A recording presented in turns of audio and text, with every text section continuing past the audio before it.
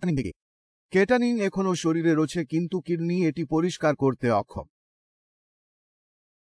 এই কারণে যে পরীক্ষাটি বিকশিত হচ্ছে, যাকে কেএফটি বলা হয়, কেটানিন এবং ইউরি শীর্ষে রাখা হয়। হ্যালো, আমার নাম ডপুরু ধাওন।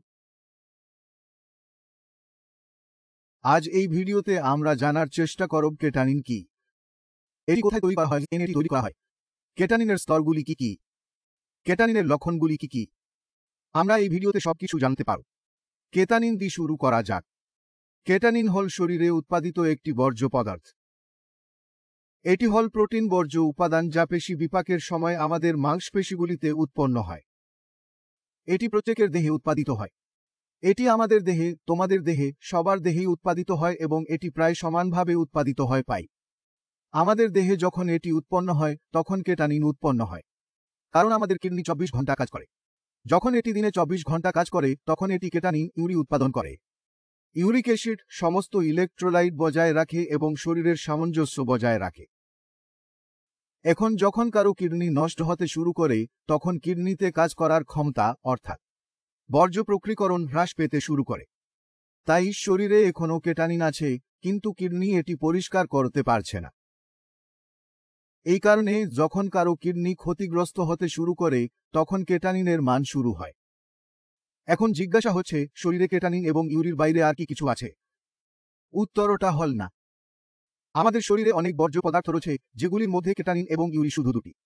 এখন রিপোর্টগুলিতে কেটানিন এবং ইউরি দেখতে পাচ্ছি, এবং কেবল এই দুটি নয়। আমরা যখন কেএফটি রিপোর্ট পাই তখন শুধুমাত্র কেটানিন এবং ইউরি উল্লেখ করা হয়। এর কারণ হল এটি একটি বর্জ্য উপাদান যা খুব নির্ভুল। এই কারণে কেএফটি পরীক্ষা যা বিকশিত হচ্ছে, কেটানিন এবং ইউরি শীর্ষে রাখা হয়। অন্যান্য জিনিসও আছে, কিন্তু তাদের দেখা উচিত নেই। কারণ যদি কেউ এই দুটি জমা করে থাকেন তবে আমরা মনে করি যে অন্যান্য বর্জ্য জমা হচ্ছে, তাও জমে যাচ্ছে, কারণ উভয় গঠনের স্থান ভিন্ন। পেশিগুলিতে কেটানিন গঠিত হয় এবং লিভারে ইউরি গঠিত হয়। যদি লিভারের যেগো বৃদ্ধি পায় এবং ইউরি এবং কেটানিন বৃদ্ধি পায় তবে এটি হল লিভার। যদি কেটানিন ও ইউরি বৃদ্ধি পায় তাহলে তা পেশির সমস্যা। যখন উভয় জিনিস বাড়ছে তখন কিডনি সমস্যার সঙ্গে সম্পর্কিত হতে পারে। যখন এই দুটি বাড়ছে তখন আমরা জানি যে কিডনিতে কিছু সমস্যা রয়েছে। এখন তার স্তর অনুযায়ী আমরা রোগীকে শ্রেণী বিন্যাস করেছি, কারণ আমরা সব রোগের কথা হেসে শুনি। কিডনি ব্যর্থতার পর্যায়গুলিও রয়েছে। রোগীর জন্য কতটুকু কাজ করতে হবে, রোগীর পরে কি, এটি চিকিৎসায় বড় পার্থক্য তৈরি করে না। কিন্তু গুরুত্বপূর্ণ বিষয় হল রোগীর শ্রেণীবিন্যাস করা সহজ হয়ে যায়।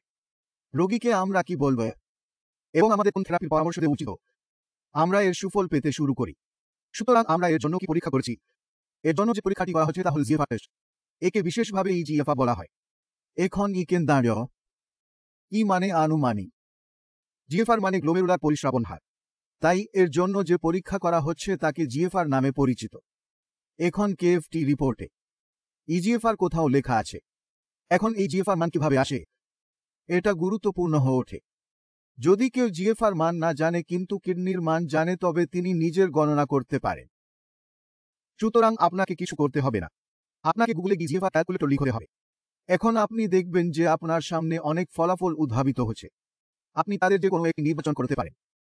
এখন আপনি এটিতে যাবেন, আপনি আপনার কিডনি মান প্রবেশ করাবেন, আপনি এখানে লিখিত ইউনিটগুলি নির্বাচন করবেন, আপনি আপনার বয়সে প্রবেশ করবেন, আর তোমরা প্রবেশ করবে সে পুরুষ হোক বা নারী। এটাই সব আপনি ক্যালকুলেটর টিপুন, আপনি ফলাফল দেখতে পাবেন এবং এটি হল আপনার রিপোর্টে মুদ্রিত হওয়া ফলাফল। এখন আপনি মনে করবেন যে আমরা গণনা এবং ক্যালকুলেটর ব্যবহার করে এটি করেছি।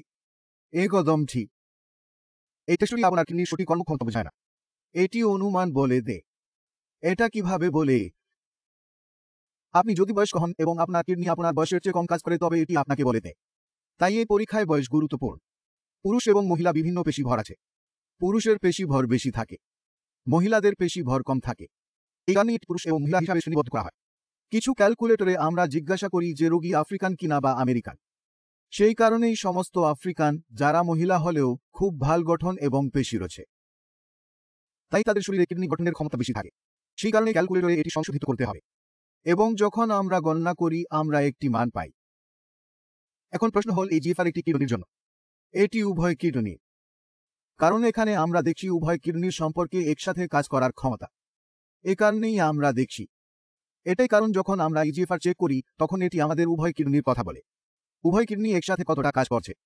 কিন্তু আমার বাম কিডনি কতটা কাজ করছে, আমার ডান কিডনি কতটা কাজ করছে তা চেক করতে হলে এর জন্য পরীক্ষা সঠিক নয়। পরবর্তী পরীক্ষা হল ডিটিপি রেনাল স্ক্যান। এইটা করার জন্য আমরা একটি আয়োডিন আইসোটোপ ব্যবহার করি, অর্থাৎ রক্তে আয়োডিন ভিত্তিক কালি। এখন রক্ত আছে, ফিল্টার করতে যাবে কোথায়? কিডনিতে। এখন যখন কিডনিতে প্রক্রিয়াজাত হচ্ছে আমরা এক্সরে দিয়ে উপর থেকে দেখতে পাই এটা কোথায় পৌঁছেছে, কোথায় পৌঁছায়নি। তাই যারা কেতানিন সম্পর্কিত রেনাল স্ক্যান করেছেন তাদেরকে একটি চিত্র ফটো পাওয়া যায়। এতে ছোট ছোট কিডনি রয়েছে এবং নোট দেখা যাচ্ছে। এই বিন্দুগুলি কালি। আমরা মেশিন থেকে উপর থেকে এটি দেখছি। কিডনি কতটা প্রক্রিয়া সম্পন্ন করেছে, বাম কিডনি কতটা প্রক্রিয়া সম্পন্ন হয়েছিল, সঠিক কিডনি প্রক্রিয়া কতটা হচ্ছে, আমরা সেটা দেখছি। তারপর সেই রিপোর্ট দেখলে বুঝতে পারছি যে ডান কিডনি ভালোভাবে কাজ করছে, 90% কাজ করেছে। বাম কিডনি কতটা কাজ করে তা আপনি কিভাবে জানলেন? 10% কাজ করেছে। আপনি কিভাবে জানতে পারলেন? কারণ আমরা দেখেছি যে এটি দ্বারা 10% কেটানিন প্রক্রিয়াকরণ হচ্ছে এবং অন্য কিডনি দ্বারা 90% কেটানিন প্রক্রিয়াকরণ হচ্ছে। তাই আমরা বাম এবং ডান কিডনির পৃথকভাবে ইজিএফআর পেয়েছি। আমাদের কিডনি কত গতিতে কাজ করছে তা বোঝার জন্য শরীর থেকে মূত্র বের হওয়ার সময় কত হচ্ছে। কোনো গতি থাকবে কি? যদি কেটানিন শরীরে থাকে এবং কিডনি তা পরিষ্কার করতে না পারে তবে প্রসেসিং ধীরে ধীরে চলছে। যদি প্রসেসিং ধীরে চলছে তবে সেটা আমাদের জানতে হবে। যদি কালি দ্রুত শরীর থেকে বের হয় তবে কিডনি ভালোভাবে কাজ করছে। আমরা যদি সময় নিই তাহলে আমরা জানতে পারি কিডনি কতটা দ্রুত কাজ করছে। সুতরাং এখন আপনি এই দুটি বিষয় সম্পর্কে জানতে পারবেন, ইজিএফআর সম্পর্কে এবং ডিটিপি রেনাল স্ক্যান থেকে বেরিয়ে আসা জিএফআর মান সম্পর্কে। এখন প্রশ্ন উঠেছে যে ইজিএফআর শরীর থেকে বের হওয়ার পরে কেন লক্ষণ হচ্ছে। কিডনি বিফলতার রোগীর শরীরে উপসর্গ আসার একাধিক কারণ থাকে। এটি কেবল ক্রিটিনিন সম্পর্কে নয়। যদি ক্রিটিনিন অনেক বেড়ে যায় তবে ত্বকে খুজলি, পেশি সংকোচন ইত্যাদি কিছু লক্ষণ হতে পারে। পেশিগুলি বর্জ্য পদার্থ তৈরি হয় এবং বেরিয়ে আসতে না পারলে এর কারণে লক্ষণ হয়। সুতরাং ক্র্যাম্পিং শুরু হয়। সুতরাং এই তিনটি লক্ষণ ছাড়াও আপনি ক্রিটিনিনের লক্ষণগুলি পেতে পারেন যার কারণে আপনি পান না অন্য কোনো লক্ষণ।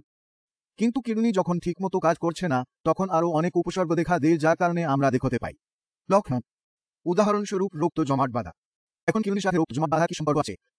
আমরা বই শেখানেই যে কিডনির ভূমিকা হল রক্ত তৈরি করা। কিন্তু যখন আমরা মেডিকেল কলেজে যাই তখন আমরা শিখি যে কিডনি হরমোন তৈরি করে।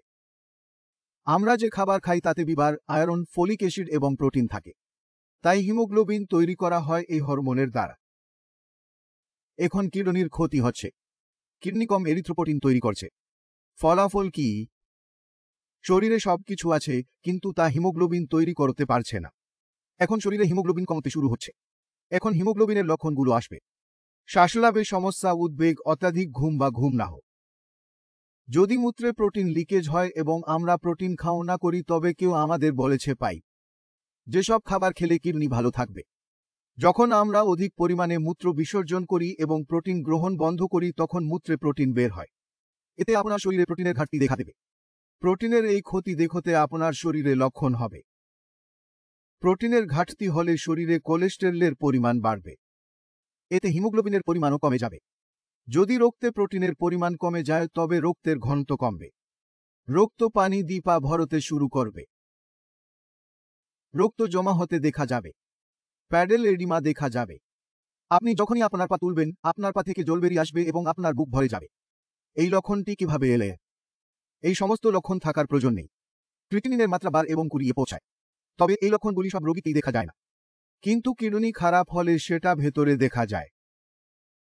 আপনি যা খাচ্ছেন, যা ঔষধ খাচ্ছেন, কে যত্ন নিচ্ছেন তার উপর অনেক কিছু নির্ভর করে। আপনি কি পরামর্শ অনুসরণ করছেন? আমি এই ভিডিওর শেষে আপনাকে লিঙ্কটি দেব। পুরো ভিডিওটি মনোযোগ সহকারে দেখুন। পরিবারের দেহে বা আপনার দেহে যে কোন লক্ষণ যদি আসে তাকে আপনি মূল্যায়ন করতে পারবেন।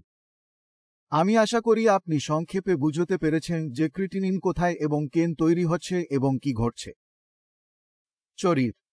তবে যদি আপনার কোন সন্দেহ থাকে বা কিছু জিজ্ঞাসা করতে চান, আমি উপলব্ধ এবং আমার ডাক্তারের দল উপলব্ধ। আপনি তাদের সাথে কথা বলে ক্রিটিনিন কমানোর উপায় জানতে পারেন। পরের ভিডিওতে দেখা হবে। ততদিন পর্যন্ত নমস্কার।